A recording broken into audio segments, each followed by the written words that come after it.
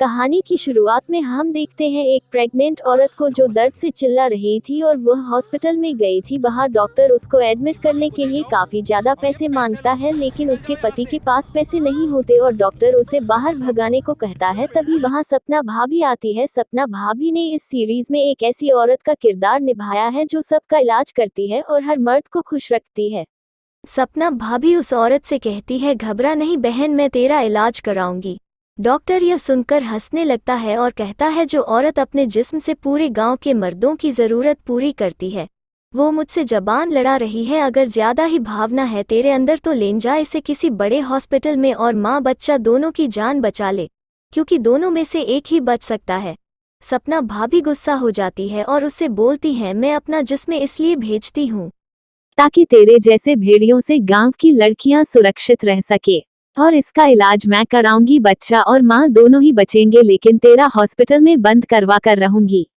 Scene बदलता है और सपना भाभी एक आदमी की मालिश कर रही होती है। सपना भाभी उसने कहती हैं, हर हफ्ता मुझे तेरी मालिश करना पड़ता है, क्या वाकई तेरे कमर में दर्द है या फिर मुझसे मजा लेने आता है? वह कहता है, नहीं सच में मेरी कमर टेढ़ी है। तो सपना भाभी कहती है, आज तो मैं तुझे ठीक करके रहूंगी।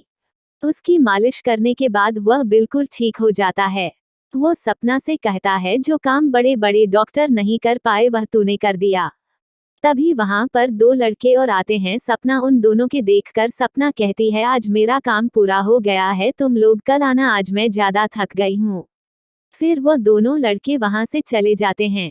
वह आदमी जिसकी मालिश सपना ने की थी वह सपना के संतरों को काफी देर से घूर रहा था। सपना उससे कहती है, ले देख ले। तब सपना अपने कपड़ा खोल देती है उसके सामने और फिर वह आदमी बाहर चला जाता है। अगले दिन वो डॉक्टर अपनी क्लिनिक के बाहर काफी परेशान होता है क्योंकि उसके क्लिनिक में कोई मरीज नहीं आ रहा था।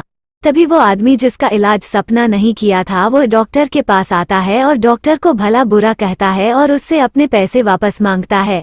डॉक्टर उससे पूछता है, क्या कोई और मुझसे भी बड़ा डॉक्टर आ गया इस गांव में? वो आदमी कहता है, नहीं, सपना भाभी के हाथों का कमाल है, उन्होंने ही मेरा इलाज किया है। और वो डॉक्टर से अपने पैसे वापस लेकर बाहर से चला जाता है।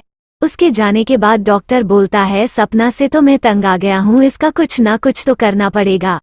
फिर सपना के पास वही दोनों लड़के आते हैं अपने चाचा को लेकर। उनके चाचा ने अभी तक किसी के साथ गपागप नहीं किया था क्योंकि उनकी शादी नहीं हुई थी। उनकी उम्र लगभग 80 साल के करीब थी। सपना को वो लोग इस बारे में बताते हैं तो सपना कहती है कि टेंशन मत लो चाचा जी, अब दिन रात घपाघप करेंगे।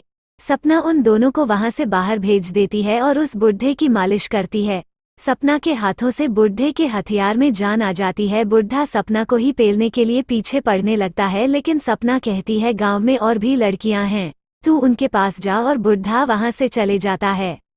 अब तो पूरा गांव सपना भाभी के इलाज का दीवाना होता जाता और उनकी जड़ी बूटियों से हर किसी को फायदा होता था। और इसी के साथ ये एपिसोड खत्म हो जाता है। चैनल पर नए हो तो इसे सब्सक्राइब करें बिना नहीं जाना, ताकि नए वीडियो आपको मिले सबसे पहले।